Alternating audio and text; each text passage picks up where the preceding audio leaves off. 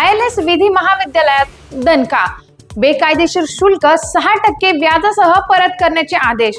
मुंबई, पुण्यातील ILS law कॉलेजने विद्यार्थ्यांकडून बेकायदेशीरपणे वसूल केलेले शुल्क 6% व्याजासह परत करावे असे निर्देश उच्च व तंत्र शिक्षण मंत्री चंद्रकांत पाटील यांनी दिले आहेत।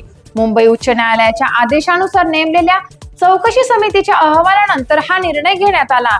समितीने 2016च्या विद्यापीठ अधिनियमाचे उल्लंघन झाल्याने नमूद केले आहे। 2020-21, 21-22 आणि 24-25 या शैक्षणिक वर्षात विद्यापीठाची परवानगी न घेता शुल्क वाढ करण्यात आल्याचे स्पष्ट झाले।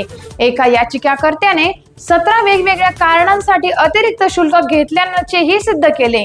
विद्यार्थ्यांना तातडीने रक्कम परत करण्याचे आदेश देण्यात आले असून राज्यातील इतर महाविद्यालयांनाही अशी वसुली होते का याची पडताळणी करण्याचे निर्देश देण्यात आले आहेत।